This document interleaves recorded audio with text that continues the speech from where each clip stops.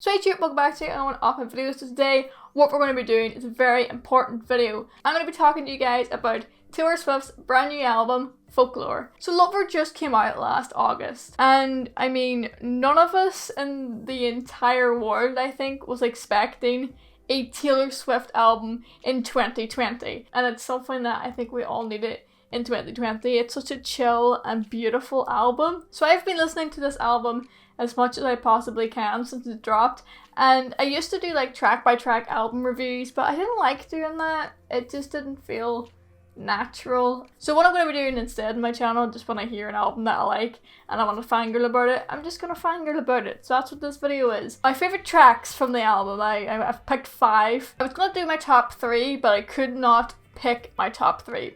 So my top 5 are The Last American Dynasty.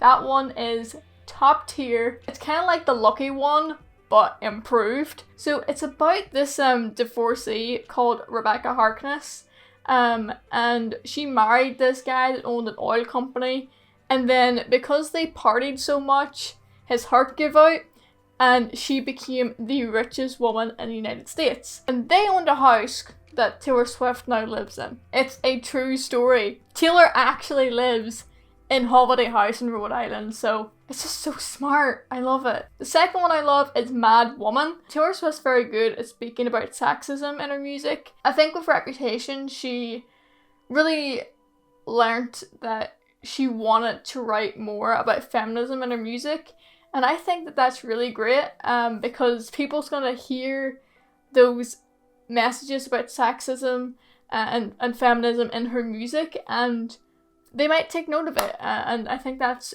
really amazing, and it's really inspiring to see her write about that. So Mad Woman is kind of like a song where, to me, when I first listened to it, it's kind of like the whole world is kind of pointing at her, and they're going, oh my god, that Taylor Swift is flipping crazy, and she's going, you're making me out to be crazy, which then in turn makes me crazy, because I'm like, why is everyone calling me crazy? And she's trying to figure it out, and that makes her a mad woman.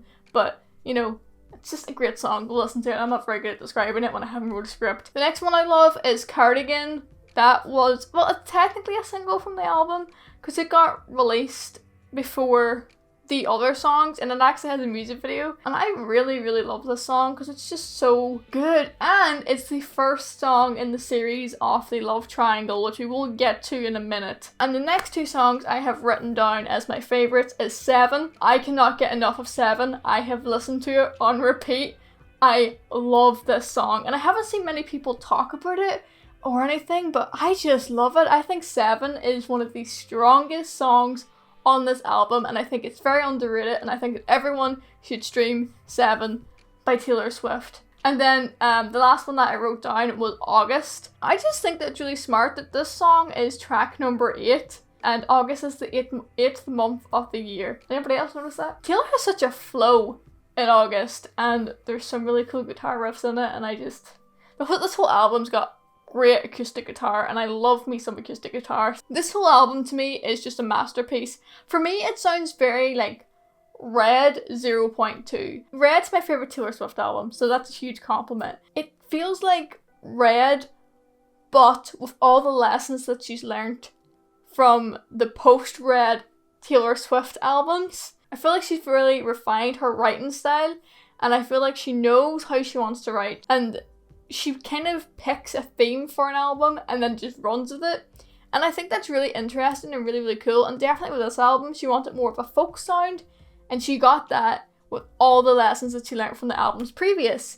So there's a lot of influences in this album from Lover and Red, which, I mean, that's really cool. I also think that it's so inspiring that Taylor Swift wrote this entire album during a pandemic. Like, you know, that energy of being locked in and everything like that. Like, she put that energy into songwriting and producing an album, and I just think that that is really inspiring, that you can do that if you put your mind to it. Also, I do want to make a point. I see a lot of people on Twitter going, oh, I love Betty. Betty's such a lesbian anthem. Okay, take it from a Swiftie lesbian, right?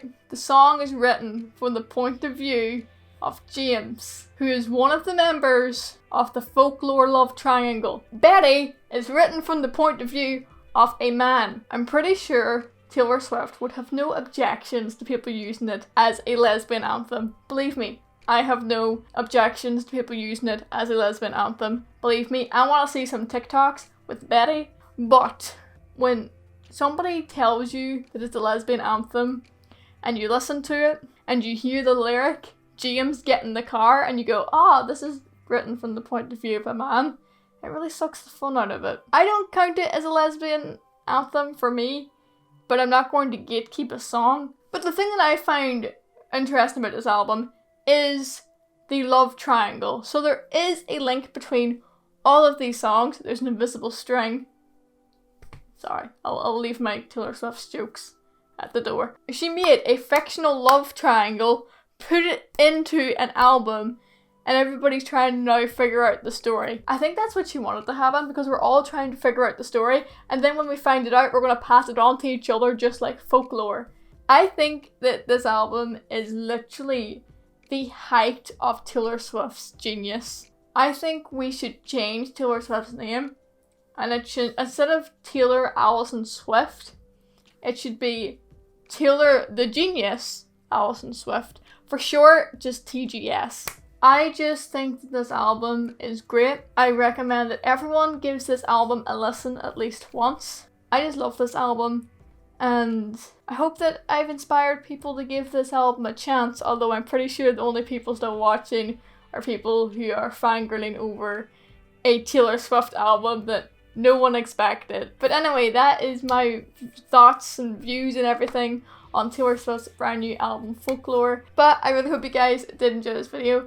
Feel free to leave a comment down below and tell me what your favourite tracks are from Folklore. Thank you guys so much for watching this video. If you did enjoy it, please give it a big thumbs up, and also show subscribe with love, and hopefully I will see you guys in the next video.